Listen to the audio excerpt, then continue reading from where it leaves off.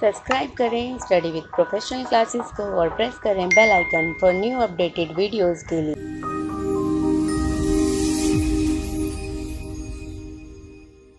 देखते हैं new trade policy.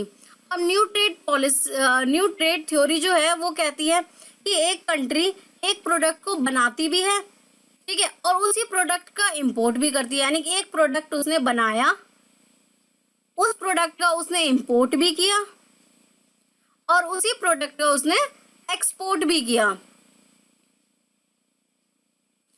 अब देखो, इसके लिए मैं एक एग्जांपल लेती हूँ, जैसे मोबाइल। अब मोबाइल जो है हमारी कंट्री इंडिया, वो क्या करती है, बनाती भी है, ठीक है, उसको सेल भी करती है और उसको परचेज भी करती है, यही करती है ना। तो ऐसे इस थ्योरी को हम बोलते हैं जहां पर जो है एक कंपनी इंपोर्ट भी करती है उस प्रोडक्ट को और एक्सपोर्ट भी करती है। ये जो थ्योरी है वो पॉल कॉगमेंट ने दी है इन 1970 में। तो इकोनॉमिक्स यहाँ पर क्या कहते हैं, इंटरनल और external of scale defined pattern of trade.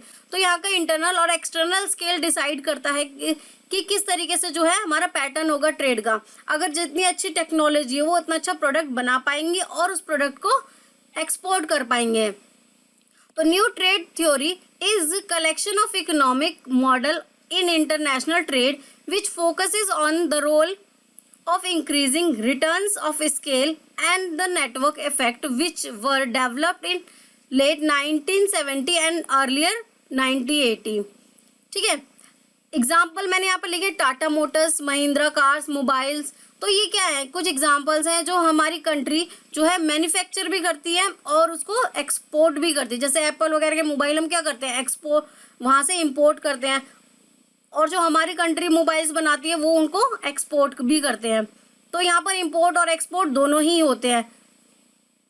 और लेकिन ये जो है इसकी एक बहुत बड़ी डिसएडवांटेज है। अब कुछ कंपनियां क्या करती हैं, यहाँ पे मोनोपोलिस्टिक कर देती है। जैसे अब आपने बहुत ही गिनी चुनी टाटा मोबाइल्स कंपनियों के बारे में सुना होगा, क्योंकि ये जो है रेस्ट्रिक्ट लगा देती हैं। दूसरी जो और कंपनियां आना चाहती हैं वो आ नहीं सकती हैं, फ्री ट्रेड नहीं हो पाता क्योंकि अपनी मोनोपोलिस्टिक बना देती हैं। अब इसके कुछ एडवांटेज हैं, इकोनॉमिक स्केल। अब यहाँ पर क्या होता है, इकोनॉमिक स्केल जो है जो कस्टमर है उसके पास वेराइटी ऑफ गुड्स मिलती है और वो जो है, अब एक कंट्री जो है एक प्रोडक्ट बना रही है, ठीक है, अब उसका रॉ मटेरियल जो है उतना ही लग रहा है, जिसकी फिक्स्ड कॉस्ट है वो तो उतनी ही लग रही है। अगर वो एक्सपोर्ट भी कर रहा है, अनदर कंट्री में एक्सपोर्ट कर रहा है, तो उसको क्या हो रहा है, उसका प्रॉफिट जो है वो एक्सटेंड हो रहा है। मतलब उसकी कॉस्ट तो उतनी ही लग रही है, लेकिन अगर वो एक्सपोर्ट कर रहा है तो उसका जो है प्रॉफिट मार्जिन जो है वो इंक्रीज होता है। तो लैपटॉप, एक एग्जाम्पल लिखा है कि एक लैपटॉप कंपनी है, वो फैक्ट्री जो है सेल करती थी अपनी कंट्री में सेम प्रोडक्ट, ठीक है, और उसकी जो रॉ मटेरियल कॉस्ट थी वो उतनी ही आती थी। लेकिन जब उसने एक्सपोर्ट स्टार्ट किया अनदर कंट्री में तो उसका प्रॉफिट जो है वो ज़्यादा से ज़्यादा और बढ़ गया। नेक्स्ट है नेटवर्क इफेक्ट। अब नेटवर्क इफेक्ट क्या होता है, तो नेटवर्क की जब हम बात करते हैं तो क्या होता है, बेसिकली फेसबुक, आजकल जो है यूट्यूब, तो इनके ज़रिए क्या है कि एक कम्युनिकेट का एक माध्यम बन गया जिसके थ्रू हम कम्युनिकेट कर सकते हैं और एक नेटवर्क तैयार कर सकते हैं एक अपने प्रोडक्ट की ब्रांडिंग के लिए।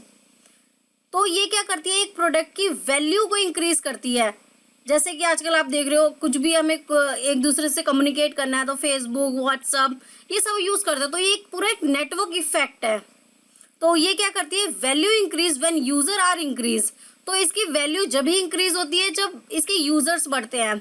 अब अगर एक सॉफ्टवेयर बना सपोज, ठीक है, लेकिन उस सॉफ्टवेयर को यूज करने वाले यूजर्स ही कम है, तो क्या उसकी वैल्यू बढ़ेगी? नहीं बढ़ेगी। उसकी वैल्यू कब बढ़ेगी? जब उसके यूजर्स बढ़ते जाएंगे तो उसकी वैल्यू भी बढ़ती जाएगी। तो ये थी हमारी न्यू ट्रेड थ्योरी।